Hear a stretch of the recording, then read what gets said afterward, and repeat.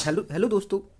मेरे YouTube channel में आपका स्वागत है। तो दोस्तों आज अपन बात करेंगे कि नीट स्टूडेंट को नीट के अलावा कौन कौन से एग्ज़ाम देना चाहिए। तो देखो दोस्तों, ये एग्ज़ाम देना चाहिए क्योंकि ये अपने लिए एक ऑप्शनल रास्ते प्रदान करता है। मानो कभी नीट में कोई ऊपर नीचे कुछ भी उल्टा सीधा होता है तो कम से कम अपने पास कई ऑप्शन तो रहेंगे जिससे अपन किसी और कॉलेज में एडमिशन ले सकते हैं या नहीं ले सकते हैं। तो एक नीट स्टूडेंट को ये एग्ज़ाम देना चाहिए और उसके बाद अपन बाद में डिसाइड करेंगे कि कॉलेज लेना या नहीं लेना है, पर एग्ज़ाम तो कम से कम देना चाहिए। और साथ में अपन बात करेंगे कि अगर आपने बायोलॉजी से 12th कर ली है तो इसके बाद आपके पास क्या क्या कैरियर ऑप्शन है। तो ठीक है, मैं आपको 3 या 4 ऐसे एग्जाम बताऊंगा जो आपको नीट 2024 के साथ देना ही है। ठीक है, तो सबसे पहले बात करते हैं नीट एग्जाम। ये तो सबको ही देना है। दूसरा है बीएमएस। इससे क्या अपन आयुर्वेदिक डॉक्टर बनते हैं। कई सारे स्टेट में बीएमएस के कॉलेज अपना अलग से एग्जाम कराते हैं, लेकिन मोस्टली स्टेट में बीएमएस के सारे कॉलेज कहाँ से नीट नीट के स्कोर के थ्रू ही भरे जाते हैं। दूसरा है बीयूएमएस। इससे अपन यूनानी डॉक्टर बनते हैं। इसका भी बीएमएस जैसा ही हाल है। मतलब या तो आप कई मोस्टली स्टेट में नीट के थ्रू इसके कॉलेज भर जाते हैं या फिर इसका एक अलग से एग्जाम होगा। ठीक है, बीएसएमएस यानी सिद्धा। इसका भी जैसा बीएमएस का हाल है वैसा ही है। बीएचएमएस यानी होम्योपैथी डॉक्टर, इसका भी सेम हाल है। मोस्टली स्टेट में नीट के थ्रू इसके कॉलेज भरते हैं। कुछ स्टेट में इसका अलग से एग्जाम होता है, तो आप अपनी स्टेट के हिसाब से देख लेना। ठीक है, अगला अपन देखेंगे बीवीएससी। बीबीएससी इससे क्या है, आप वेटनरी डॉक्टर बनोगे। ठीक है, और इस वेटनरी डॉक्टर यानी एनिमल्स के डॉक्टर बनोगे। ये भी एक अच्छा स्कोप है अगर नीट के बाद। ठीक है, तो ये एग्जाम तो आपको फिल करना ही है।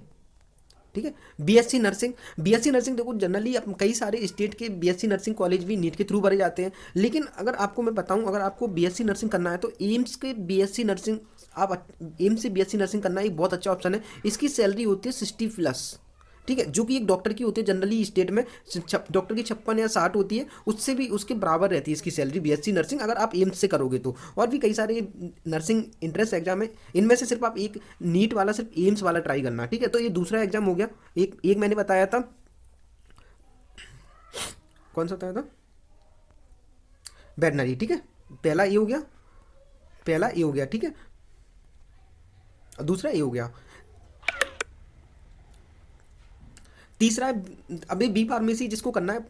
बी फार्मेसी भी मतलब इससे आप एमआर यानी जो डॉक्टर के पास दवाइयाँ ले दवाइयों का प्रचार करने आते हैं, वो आप एमआर बन सकते हो या फिर आप अपना खुद का मेडिकल खोल सकते हो। तो बी फार्मेसी करने के लिए ये सही कई सारे एग्जाम है, इनसे आप बी फार्मा कर सकते हो। अब तीसरा है आईसीआर। ठीक है, तीसरा फॉर्म बनना है अपन को आईसीआर का। ठीक है, एक इससे क्या है, अपन ये भी एक इसमें भी बहुत अच्छा स्कोप है। इससे आप एग्रीकल्चर कोर्स में एडमिशन ले सकते हो। देन है इसका इसका बीएससी के लिए कुछ एक अच्छा एग्जाम है सीयूईटी। तो आपको चौथा फॉर्म बनना है सीयूईटी का। ठीक है, और बाकी ये सब एग्जाम आप मतलब और भी अगर कोई बायोलॉजी 12 से कर लिया उसे और भी कुछ एग्जाम मतलब बीएससी करना चाहिए तो इन इन इन इंस्टीट्यूट से बीएससी कर सकता है। जैसे सीयूटी के थ्रू बीएससी कर सकता है, वो उसमें बहुत अच्छा स्कोप है। ठीक है, अगर अब मतलब जो बायोलॉजी 12 से कर लिए वो AICR का फॉर्म भी भर सकता है। यानी ये रिसर्च मतलब प्रोग्राम होते हैं, उनमें रिसर्च वर्क के लिए कुछ कोर्स होते हैं, वो कर सकते हैं। ठीक है, नीट स्टूडेंट भी कर सकता है। नेक्स्ट एग्जाम भी नीट स्टूडेंट दे सकता है, और ये भी एक तरह से रिसर्च वर्क से रिलेटेड एक कोर्स होता है। ठीक है, ये BHU UG entrance exam botany, इसमें भी मतलब ग्रेजुएशन कोर्स होता है, इसे भी दे सकते हैं 12th के बाद।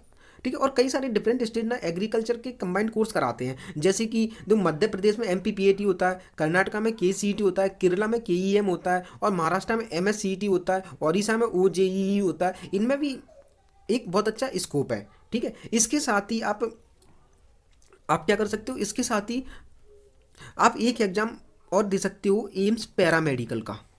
ठीक है, एम्स पैरामेडिकल में भी बहुत अच्छा स्कोप है। इससे आपकी जॉब 100% श्योर है, और इनकी सैलरी भी 60 to 80+ ही होती है। ठीक है, तो मैंने बता दिया नीट स्टूडेंट को कौन कौन से एग्जाम देना चाहिए। कम से कम मिनिमम ये एग्जाम तो दे ही। मैं बता देता हूँ अभी दोबारा से। ठीक है, ये BMS BHMS ये सारे एग्जाम मोस्टली देख लेना, तो ये तो देना ही है। ठीक है, दूसरा वेटनरी डॉक्टर का देना है। तीसरा एम्स BSc नर्सिंग का देना है। चौथा इस बी फार्मेसी आप बात दे सकते ICR का देना है। ठीक है, और CUT देना है पाँचवा। ठीक है, तो अगर आपको ये मेरी वीडियो अच्छी लगी हो तो मेरी वीडियो को लाइक कर देना, मेरे चैनल को सब्सक्राइब कर देना। तो आज के लिए इतना काफ़ी है। थैंक यू दोस्तों।